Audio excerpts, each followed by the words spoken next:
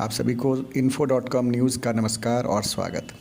बिहार में शिक्षा मंत्री के रामचरितमानस पर विवादित बयान और राजनीतिक उठापटक के बाद 22 जनवरी को महावीर मंदिर न्यास के सचिव आचार्य किशोर कुणाल द्वारा पटना के विद्यापति भवन में एक विद्व गोष्ठी का आयोजन किया गया, जिसमें पक्ष विपक्ष पर चर्चा अपेक्षित थी, लेकिन विपक्ष में बोलने वाले सामने नहीं आए। फिर भी कार्यक्रम में मौजूद एक सेवानिवृत्त महिला प्रोफेसर ने विवादित अंश पर प्रकाश डाला और विवादित पंक्ति को रचयिता का निजी मामला बताया। हमारे संवाददाता ने महिला प्रोफेसर से बात की। आइए सुनते हैं कि प्रोफेसर ने क्या बताया। नमस्कार, मैं प्रकाश कुमार, आप देख रहे हैं info.com। अभी हम विद्यापति भवन में हैं, जहां पे विद्व गोष्ठी का आयोजन किया गया है। यहां पे लोगों के द्वारा ये कहा जा रहा है कि रामचरितमानस पे जो विवाद हुआ था हाल ही के दिनों में, उसी पे एक गोष्ठी रखा गया है। आइए मिलते हैं कुछ लोगों से और जानते हैं कि क्या है।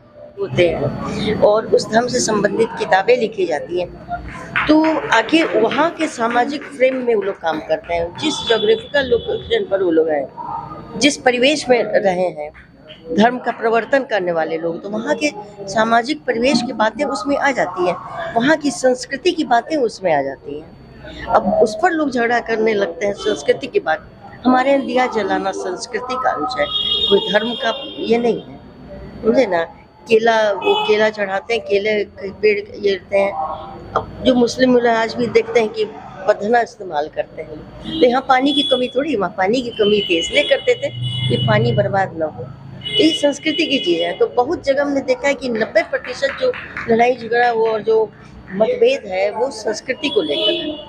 तो मूल रूप से मैं मानती हूँ कि अगर उसको सांस्कृतिक ग्रंथ ही माना जाए तो कहीं कोई दिक्कत नहीं है। हाँ, धर्म इसलिए भी है कि हम उसको धारण करते हैं, उसकी बातों को मन में लेते हैं और उसके अनुसार अपना कर्तव्य निश्चित करते हैं। तो मनुष्य को कर्तव्य निश्चित करने में जो सहायक होता है वो धर्म होता है। धर्म का एक अर्थ कर्तव्य होता है, इस अर्थ में धार्मिक कह सकते हैं, लेकिन ज़्यादा वो सांस्कृतिक ग्रंथ है। आचार्य कुणाल साहब ने इसको रीडिफाइन किया कि इनको एक्सप्लेन किया कि वो लाइन जो है नारी, इसका सही अर्थ क्या है, शूद्र का मतलब वो क्या है? वो पहली बार मैंने सुना जी, तो खैर अच्छा लगा। हैं?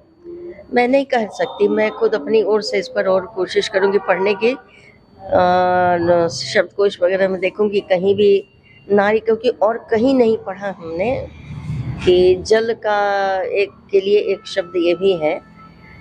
मैं आंख मूंद कर कभी भी इस बात को नहीं मान लेती। इस पंक्ति पर आपको ये संभावना है नहीं थी, मतलब है वैसे, आपत्ति हाँ है।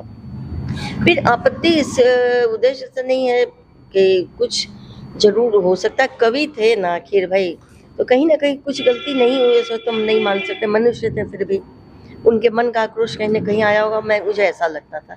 ठीक है, आज किशोर कुणाल जी ने जो कहा है वो भी, उस पर भी विश्वास किया जा सकता है, लेकिन इसको लेकर के जो विवाद है उसके बारे में आप क्या संदेश देना चाहेंगे, जो इसको धार्मिक मुद्दा बना करके? नहीं, मुद्दा इसलिए नहीं बनाना चाहिए, मुद्दा नहीं बनाना चाहिए क्योंकि पूरे संदर्भ को पहले पढ़ना चाहिए और तभी उस पर कुछ कमेंट करना चाहिए, कुछ बोलना चाहिए। ठीक है, और बहुत बड़ा मुद्दा नहीं बनाना चाहिए। वो भी मनुष्य थे, गोस्वामी तुलसीदास भी। ऐसा मैं नहीं मान सकती, जितना कुछ उन्होंने लिखा सब कुछ बहुत आदर्शीय लिखा, कहीं ना कहीं गलती हुई होगी, या मन का आक्रोश, व्यक्तिगत कुछ बातें उसमें आ गई होंगी, आती ही हैं।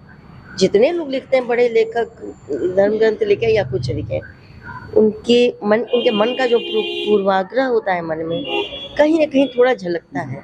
तो इतने के लिए हम एक बहुत बड़े महान ग्रंथ को हम लोग गलत नहीं ठहरा सकते। हाँ, थोड़ा बहुत, लेकिन हमारे हिंदू धर्म की एक बहुत बड़ी विशेषता है कि हम अपनी आलोचना करते हैं, करने का अधिकार है, उसमें सुधारते भी हैं और सही रूप में उसको समझते भी। ये भी है कि इसमें हजारों पंक्तियां हैं, हाँ, सिर्फ एक पंक्ति को लेकर के विवाद है। हाँ, इसमें से पंक्ति विवाद है, तो हम परिमार्जन करते हैं। धन्यवाद। आपका शुभ नाम? मेरा नाम पूर्णिमा श्रीवास्तव है।